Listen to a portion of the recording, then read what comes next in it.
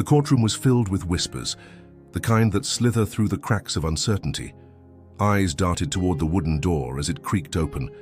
A young black girl, no older than 11, stepped forward. Her small hands clutched a folder too big for her arms. Her eyes searched for someone familiar, but found only rows of strangers. A bailiff motioned to the witness stand. She nodded silently and took her seat. The air thickened when the attorney stood, Leon Guzman, suave, ruthless, and known for turning trials into performances. He approached the stand with an arched brow and a half-smile that didn't reach his eyes. "So," he began, his voice dripping with condescension, "you're the one we've all been waiting for?" The girl sat up straighter. "Yes, sir," she replied calmly. That's when the room began to shift, not physically but emotionally. Something about her presence was disarming, and something about his attitude, unmistakably venomous. This is the story of Amara Osei, a quiet girl with a sharp mind, raised by a mother who taught her the weight of truth and the fire of dignity. This courtroom wasn't just a battleground for legal custody. It was where character, prejudice, and justice would clash in full force. You'll soon witness how a single moment of arrogance can ignite a chain of revelations no one saw coming. Stay with us to the end, because what happens in this courtroom will challenge everything you believe about power, respect, and what it truly means to be heard. Subscribe now for more stories that expose the raw truths behind appearances. You don't want to miss what's coming. The morning sun filtered through the narrow windows of the downtown courthouse, casting long, solemn beams across the floor. Inside, the atmosphere was dense with anticipation. Reporters whispered near the back, scribbling in notepads. Family members on both sides fidgeted, glancing toward the empty judge's bench.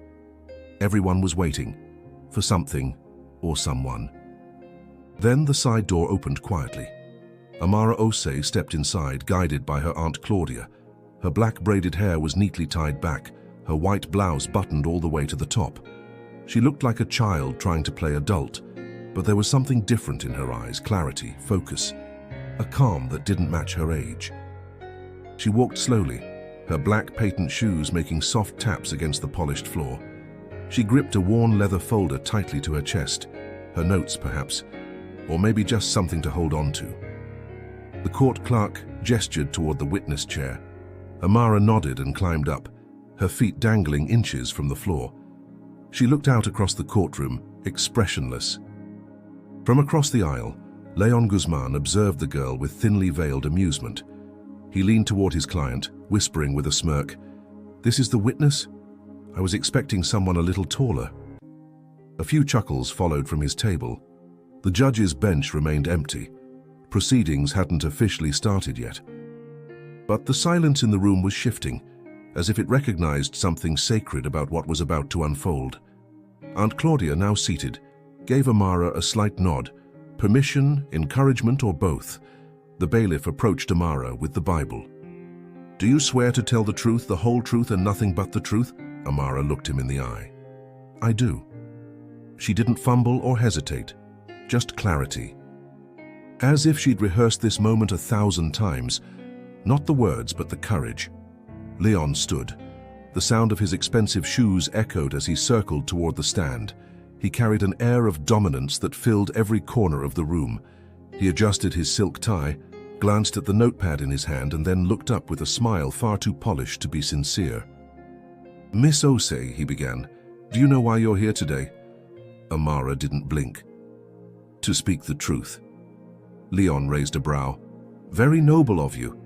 And who told you that's what you're supposed to do?" "My mom," he smirked. "I see. And where is your mom right now?" A brief flicker of worry crossed her eyes. "She's on her way." Leon turned to the courtroom. "Ah.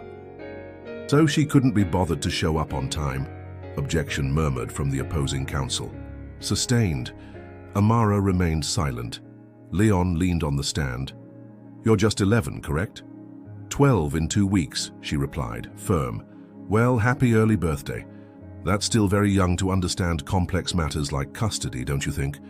"I understand enough," she said. The room stirred. A few people exchanged looks. Aunt Claudia bit her lip, proud but nervous. Leon tapped his pen against the wood. You claim your mother takes good care of you, but you arrived here today with your aunt, alone. That doesn't exactly scream responsibility. Amara's voice sharpened. She was helping someone who needed her more this morning. She told me to speak for myself. And what did she tell you to say? Amara looked directly at him now. Only the truth. Leon's jaw tightened, just slightly. He glanced back at his client, who looked far less amused now. The judge still hadn't arrived. But already a storm was beginning to brew in the room, one that Leon Guzman hadn't anticipated. The little girl on the stand wasn't a prop, nor an easy target. She wasn't just a witness, she was something else entirely. Something he had underestimated, and that miscalculation would soon cost him everything. Leon Guzman wasn't just another attorney, he was a brand. Known across the city for his high-profile cases and media flair, Leon had built a reputation not just on legal wins, but on humiliation. He didn't just beat his opponents, he broke them methodically, in full view of the public eye. Judges either admired his precision or loathed his arrogance. There was rarely an in-between. He wore a navy blue suit tailored in Milan, a silver watch that shimmered under the court's lighting, and a cologne so sharp it could cut glass. But perhaps his most dangerous accessory was his tongue. Sharp, swift, and deeply condescending when he chose it to be. This case in his mind was beneath him, a basic custody dispute between a single mother and a distant father. The kind of thing he would usually delegate to an associate. But a personal favor to a powerful friend had put this trial on his desk, and Leon never said no to power. He had skimmed the case files the night before over a glass of aged whiskey. The mother, Marisela Ose. No big name, no impressive background. The girl, Amara. Gifted, yes, but nothing exceptional on paper. Textbook small case distraction, he muttered to himself. Still, he prepared. Leon didn't believe in luck, only leverage. As the courtroom filled, he reclined slightly in his chair, watching Amara on the stand. She was doing better than expected. Too well. He leaned toward his junior associate, Martina. She's sharp, too sharp. Martina nodded. She answered like someone who's been coached. Leon chuckled. By whom? Her absent mother? He smirked, but his eyes lingered longer on the girl. No, there's something else here. Moments later, the opposing counsel approached the bench, requesting a short recess until the presiding judge arrived. Leon stood, stretching his shoulders. I'll be in the lounge. In the hallway, as he poured himself a black coffee, he checked his phone. No texts, no news, no hint of who the judge would be. That's when an older bailiff walked by, greeting him politely. Leon, ever observant, asked casually, "Who's presiding today?" The bailiff paused. Not sure if I should say. Leon raised an eyebrow. Come on, it's not like I'll object before I even see them. A shrug. They said Judge Ose. The coffee cup froze mid-air. Ose, Leon repeated, the syllables stiff in his throat. Yeah, first time she's presiding over this courtroom since her promotion. Big deal. The bailiff walked off, oblivious to the mini-earthquake he had triggered. Leon stood still for a second. Ose. That name rang a bell. Marisela Ose? No, couldn't be. That would mean... He rushed back to the courtroom, his mind racing. He looked again at Amara. Same last name, same skin tone, same fierce eyes. He turned to Martina. You said the girl was overprepared, he whispered. Martina looked puzzled. Yeah? Leon's jaw tightened. Find out everything you can about the mother. Fast. As Martina pulled out her tablet and started digging, Leon felt an unfamiliar twitch in his gut. Was it doubt? His power always came from control, and suddenly, a variable had slipped into the room without warning. Back inside, Amara sat composed, eyes fixed on the front of the courtroom. Leon watched her differently now. Less like a pawn, more like a player. He remembered something she said. My mum told me to speak the truth. Was that a daughter's reverence or a student quoting her mentor? The answer was coming. and Leon Guzman, the lion of the courtroom, was beginning to realize that he might not be the apex predator today. The balance of power was shifting. He just didn't know how far it would tip. The court reconvened 15 minutes later. The judge still hadn't arrived, but the bailiff announced they would proceed with preliminary testimony. Leon didn't object. He preferred it that way. No one to interfere. He approached the stand once more, heels clicking with intentional confidence. Amara was waiting. Leon's eyes scanned his notes. "Let's pick up where we left off, shall we?" She nodded. "Earlier you mentioned your mother taught you to speak the truth. Do you think you've done that today?" "Yes." He tilted his head. "That's very certain of you. Tell me, what does truth mean to a 12-year-old? Amara folded her hands in her lap. "It means not lying to protect someone even if you want to. Even if it hurts someone?" "Yes," Leon smirked. "And who might that someone be?" "I think you already know." The courtroom stirred again. A few spectators exchanged glances. Aunt Claudia pressed a hand over her mouth to stifle a smile. Leon narrowed his eyes. "You think you're clever." "I think I'm honest," she replied. He circled the stand slowly, changing strategy. "Let's talk about your routine. What time do you wake up?" 5:30. "Why so early?" "To help my mom prepare for court." The silence was sharp. "And what exactly do you do?" "I read her notes out loud while she gets dressed. Sometimes I correct grammar." There were stifled chuckles from the gallery. Leon didn't laugh. He clenched his pen tighter. "So your mother uses you as an assistant?" "No. She teaches me to understand responsibility." "And you think that's appropriate for someone your age?" Amara tilted her head slightly. "It's not about age. It's about being ready."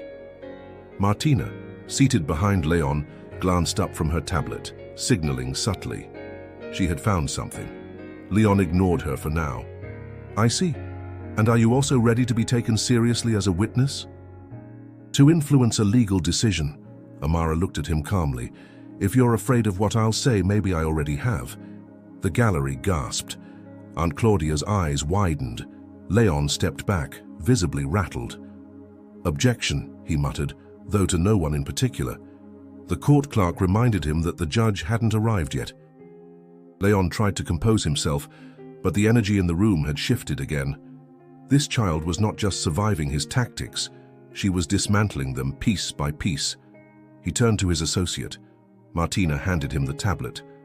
Her whisper was sharp. "Confirmed. Maricela Ose, judge. Recently appointed." Leon stared at the screen. A photo of Amara's mother glared back at him. Same cheekbones. Same eyes. A legal resume longer than most men twice her age. And suddenly all of Leon's arrogance began to feel unanchored.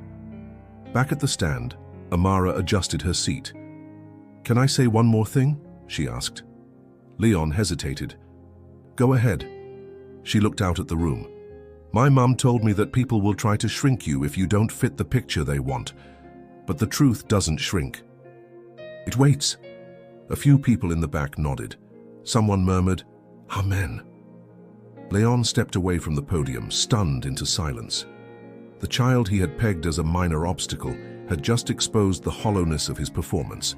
She wasn't defiant. She wasn't emotional. She was steady, sharp, entirely unshakable. And Leon Guzman, the lion, was beginning to feel the bars of his own cage. Back in the council's chamber, Leon Guzman slammed the door behind him, ignoring the startled glance from Martina.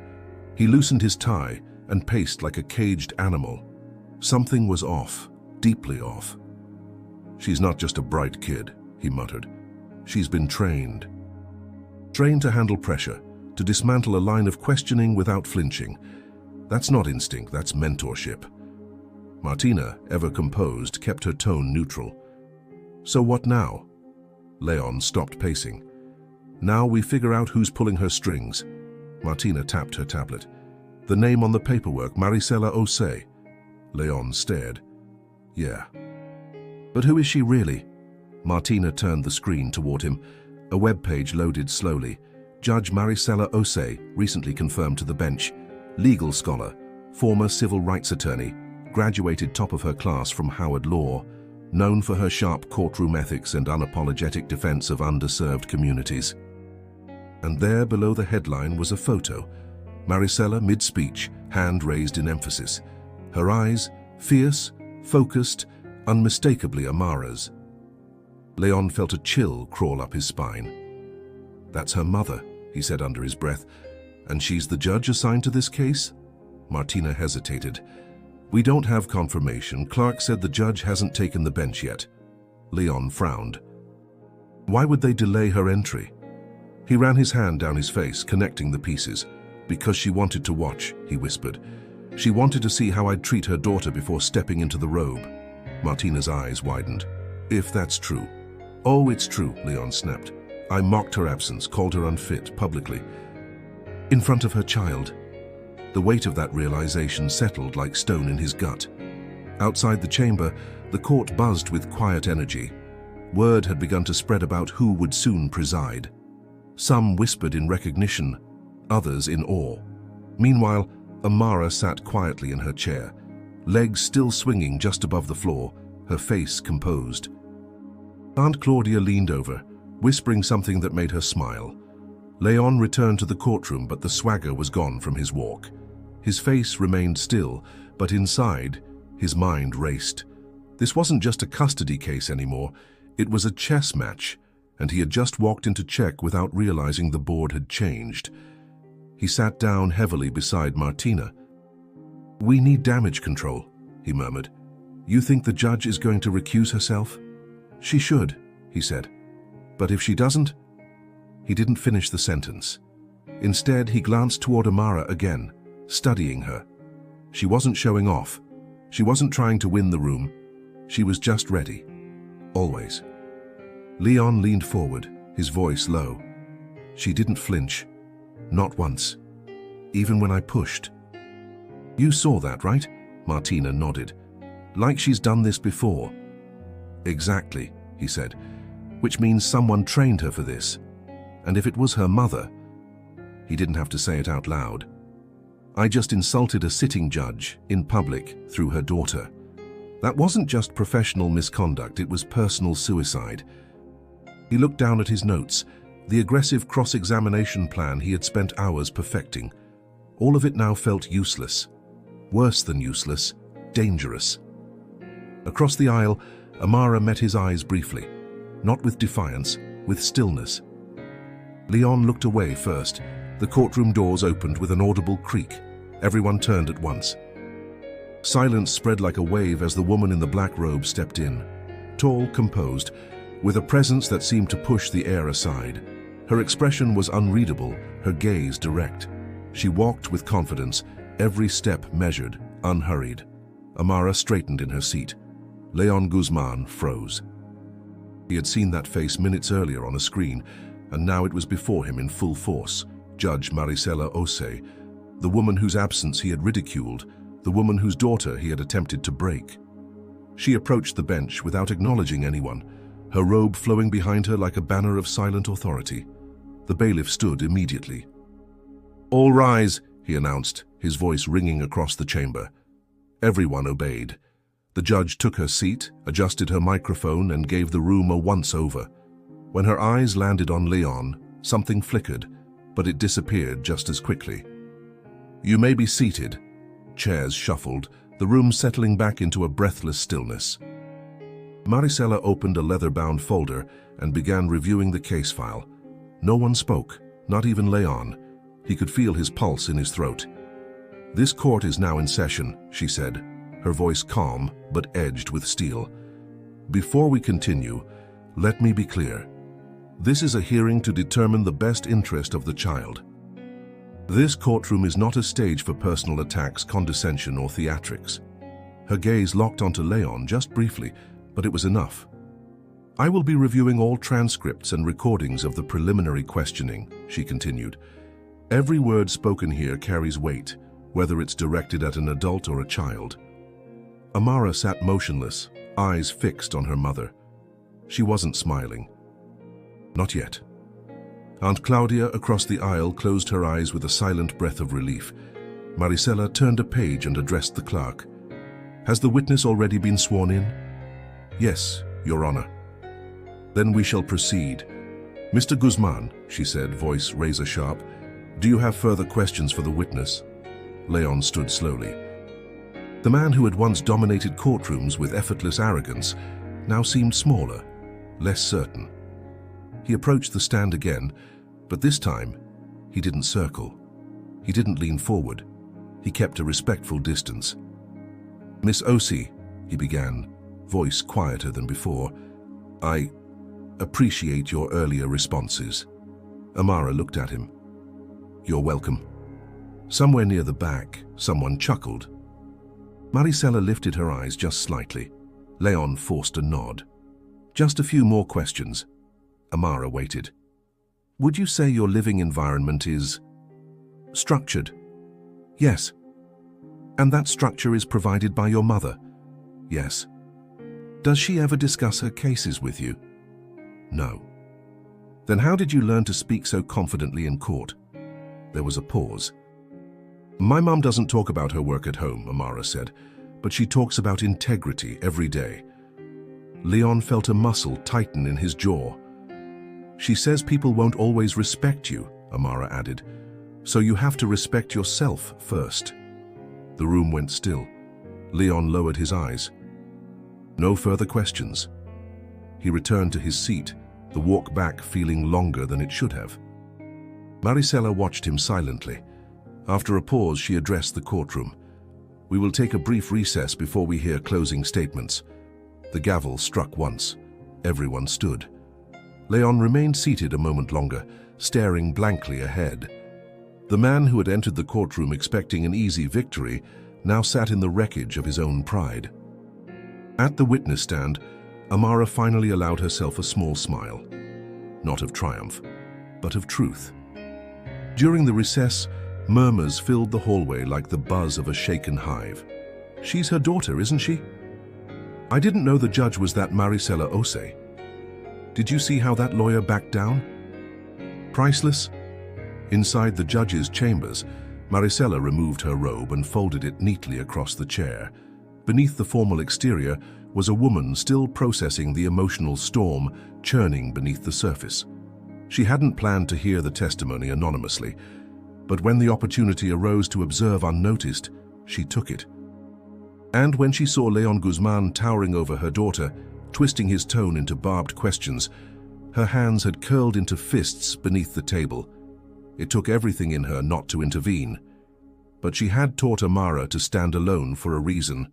Now she had witnessed her daughter put that strength into action, and it humbled her, not as a judge, as a mother. Back in the main courtroom, Amara sat beside her aunt, sipping from a water bottle, her legs finally still. The hardest part was over, but something about the silence of the room felt heavier now. People were looking at her differently, not with pity, but with curiosity, maybe even respect. Across the aisle, Leon stared into his open folder without seeing it. Every word, every tactic he had carefully crafted felt irrelevant now. He had built a career on dominance, but today, dominance had failed him. Martina leaned over. Should we change our strategy? Leon didn't answer, not because he didn't hear, but because for the first time in years he didn't know what to say. The bailiff announced that recess would end in 5 minutes. Back in her chambers, Maricela stood before a framed photo on her bookshelf. It was an old picture.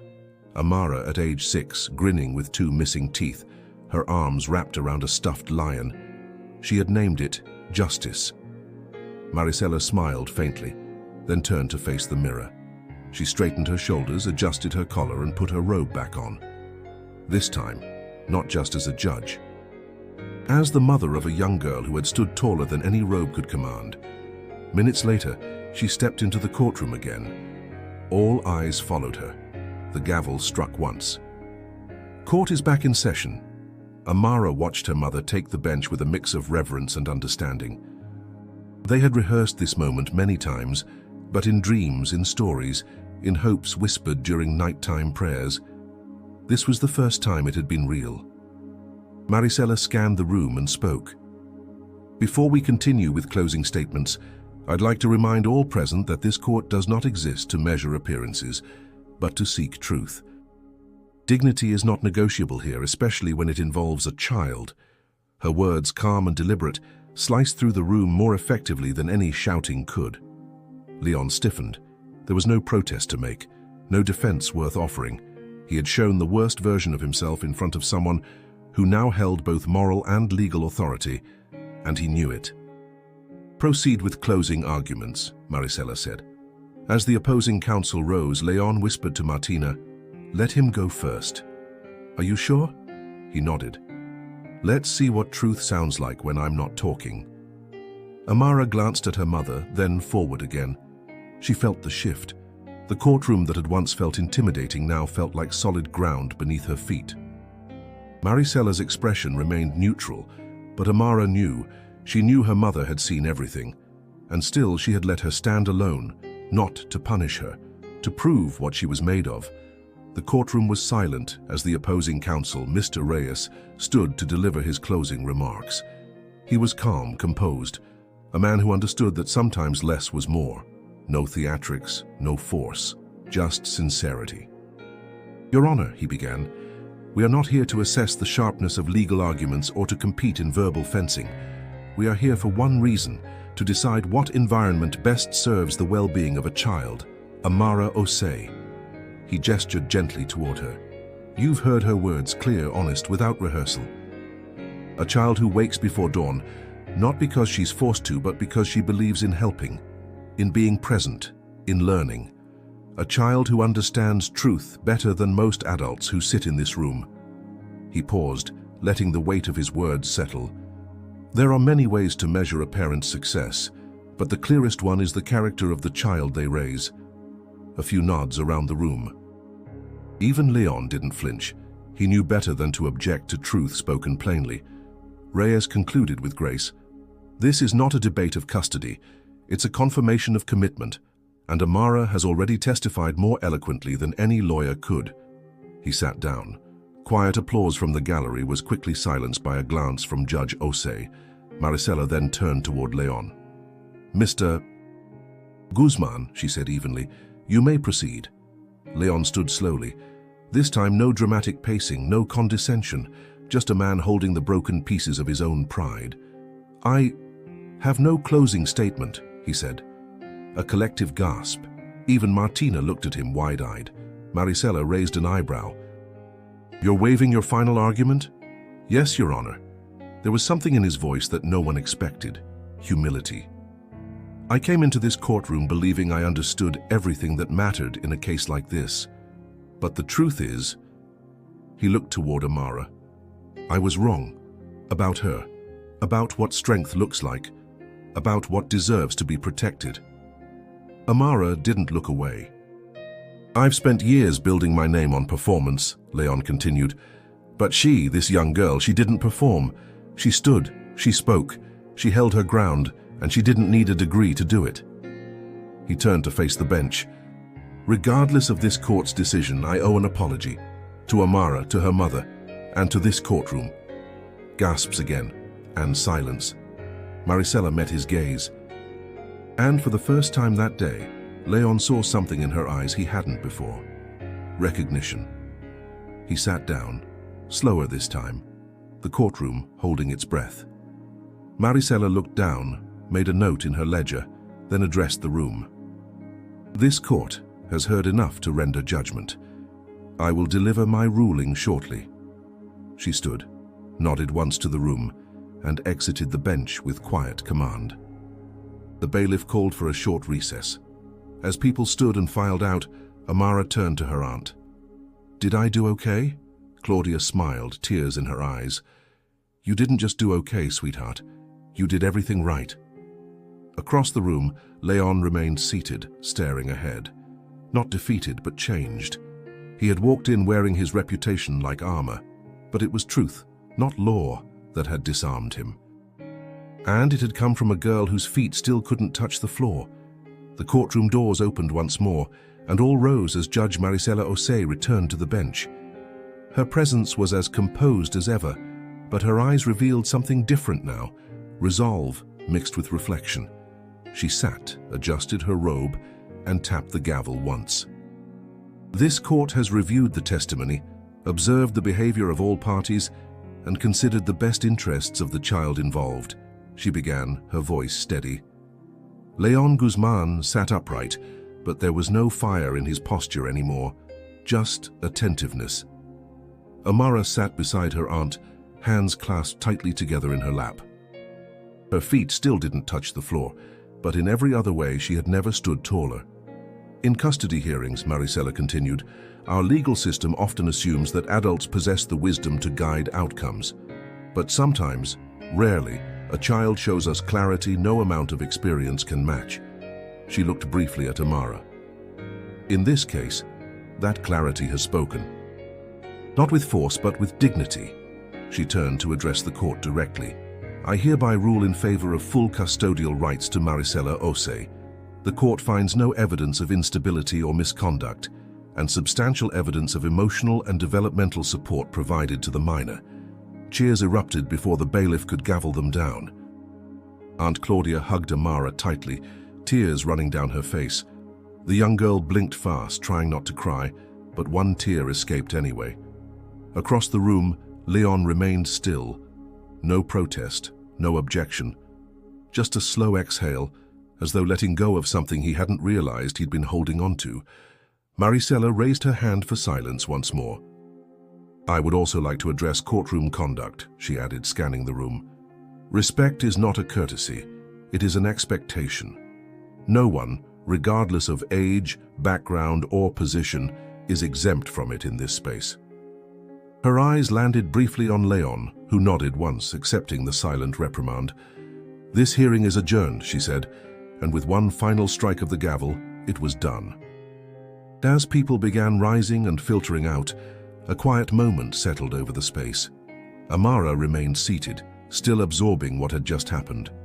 Then, slowly, Leon stood. He approached Maricela, who was gathering her papers behind the bench. Your Honor, he said. She looked up, expression unreadable. I meant what I said, he continued. Your daughter's testimony. It taught me something I didn't expect to learn in a courtroom. Maricela studied him for a moment, then nodded once. She taught you, but she didn't need to teach me. I already knew. With that, she turned and exited through the judge's door, her black robe disappearing behind the frame. Leon stood there for a few seconds longer, then turned to find Amara still at her seat. She looked at him, direct, unafraid. He approached slowly. You have a gift, he said quietly, and I hope no one ever tries to take it from you again. Amara tilted her head. Then don't try next time. A brief silence. Then Leon smiled, a real one this time. I won't. He left the courtroom with his hands in his pockets, the lion quieter than he'd ever been. Outside, reporters swarmed, but he waved them off. There was nothing to say, not today. Back inside, Amara stood and walked toward the judge's door, where her mother was waiting just beyond. As it opened, they exchanged no words, just a long embrace. And for the first time all day, Maricela let herself cry, not as a judge, but as a proud mother of a girl who had just made the world listen. 3 days had passed since the courtroom ruling, but the echo of that moment still reverberated across the city. Clips of Amara's testimony circulated online. News anchors debated whether Leon Guzman's silence marked the fall of a legal titan. Social media painted Amara as a symbol of grace and strength. For once, the internet agreed on something. That girl had changed the game. But inside the private offices of Guzman and Associates, silence reigned. Leon sat alone in his office, the curtains drawn. The city skyline was blurred behind tinted glass, and the gleam of awards and certificates no longer brought him any pride. The press called it the courtroom reckoning, but Leon knew better. It wasn't just about public image, it was about the mirror. He had looked into it and seen what he had become. The knock on his door startled him. Martina stepped in, holding a thick envelope. It's from the ethics board, she said softly. He took it without a word. He didn't need to open it to know what it contained. A review, a potential investigation. Judges talk. And when a judge is also the mother of the child you try to humiliate, the repercussions write themselves. She's doing an interview tonight, Martina added. Leon looked up. Judge Osei? She nodded. Live, national TV. He leaned back in his chair, the envelope unopened in his lap. What do you think she'll say? He asked. Martina hesitated. The truth. That night, the city watched. Judge Marisela Osei appeared on the screen in a calm grey suit, seated across from a respected journalist. Her posture was upright, her tone calm. She's poised, Leon whispered to himself. On screen, the interviewer leaned forward. Judge Osei, there's been a lot of speculation about the events of that day. Your daughter testified, and you presided over the case. Was there ever a conflict of interest? Marisela responded without blinking. Justice is not just a matter of law, it's a matter of integrity. I did not recuse myself because I knew I could remain impartial. But I also knew that the person best suited to speak for that child was the child herself. Did you coach her? No, she said firmly. I raised her. Silence followed, then applause. Leon turned off the TV. He stared at the black screen, his reflection faint in the glass.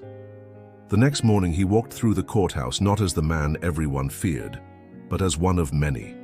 No entourage, no designer suits. Just a file tucked under his arm and the intention to set something right. Outside courtroom 4B he saw them, Marisela and Amara, talking quietly. He paused, unsure. Then stepped forward. Marisela turned first, surprised. Mr. Guzman. He nodded. Your Honor? Amara looked up, but said nothing. Leon knelt to her level. I came to thank you, he said softly. You didn't just tell the truth. You reminded me of mine. Amara studied him, searching for any trace of performance. There was none. Then she smiled.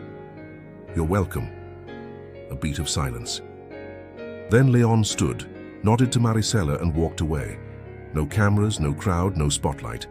Just a man facing justice the only way it truly matters, face to face. The following week, Amara and her mother were invited to a private event hosted by the Bar Association. It wasn't open to the public, but word had spread that something unprecedented was about to happen. Marisela hadn't intended to accept the invitation. It's just a photo op, she told Amara the night before. But Amara looked up from her homework and said, What if it's more than that? Marisela sighed. You're 12. Since when do you speak like a diplomat? Since the courtroom, Amara said with a small grin. They arrived at the event dressed simply. No cameras, no red carpet. Just a quiet wood-paneled room with rows of seats and a podium under soft lighting. Marisela didn't recognize half the faces. Partners from major firms, Supreme Court justices, law professors. And at the front row, seated quietly, was Leon Guzman. Marisela's heart skipped, but she kept walking, chin high. Amara walked beside her, calm as ever. The event began with formalities, speeches. Awards for excellence in service, nothing unusual, until the final presenter stepped up. A silver-haired woman cleared her throat and adjusted the microphone.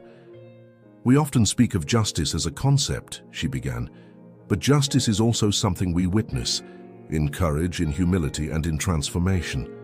She looked out into the crowd. This year, our ethics committee encountered a unique request, one that came not from a victim, but from a man asking to be held accountable. A ripple passed through the room. That man is Leon Guzman. All eyes turned. Leon stood slowly. I submitted myself to the board not because I was forced to, he began, voice steady, but because I needed to confront who I had become.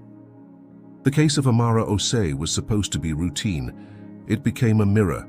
He paused. And in that mirror I saw a man more concerned with dominance than with dignity. I saw a lawyer who had forgotten the purpose of the law itself. He turned to face Amara. And I saw a 12-year-old girl remind an entire courtroom, myself included, what real truth sounds like. Silence fell heavy over the room. Then, Leon reached into his briefcase and pulled out a framed letter. This, he said, holding it up, is my official withdrawal from nomination for the National Trial Advocacy Award. I don't deserve it, but I want to nominate someone else." He stepped forward and placed the frame on the podium. "To Amara Osei," he said, "for defending her truth without credentials, for standing tall without a title, and for teaching a lion that the strongest voice doesn't always roar."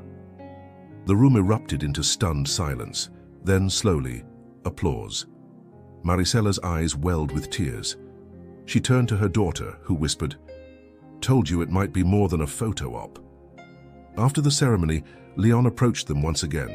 No cameras, no drama. He extended the framed letter to Amara. "This is yours," he said. She took it gently, then looked up at him. "Thank you," he nodded. "Keep being who you are. It's exactly what this world needs." They parted ways in peace. No grudges, no bitterness. Just quiet respect. Later that night, Amara placed the frame on her desk beside her old stuffed lion.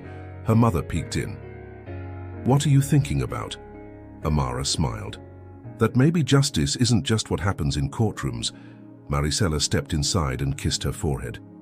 "It's also what happens when we listen," she whispered. And for the first time since the trial, the house felt not just calm, but whole. Some stories don't need a sequel. They echo long after the final chapter, not because of drama or spectacle, but because something true was revealed. Amara Osei didn't walk into that courtroom to win. She didn't need to prove anyone wrong. She wasn't trying to make a name for herself. She simply stood, honestly, bravely, and without fear, because someone needed to remind the room what justice really looks like when stripped of ego and power. And in doing so, she changed people. Not just her mother, who saw in her daughter the full reflection of every sacrifice she'd ever made. Not just Leon Guzman, who confronted his own reflection and chose humility over pride. But all of us, anyone who's ever been underestimated, talked over, or told they were too young or too small to matter. Amara reminded us that voice is not measured in decibels, but in truth. That respect is not something to be earned through intimidation, but through unwavering dignity. And that the real purpose of justice isn't punishment, it's restoration. So whether you're a parent, a professional, or simply someone trying to find the courage to speak, let this story remind you. Sometimes the greatest strength is found in the quietest voice. Sometimes the bravest thing you can do is tell the truth. If this story moved you even a little, consider subscribing. We tell real human stories that matter, stories that lift, challenge, and stay with you. And don't forget to turn on notifications so you never miss the next voice worth hearing, because next time, it might be yours.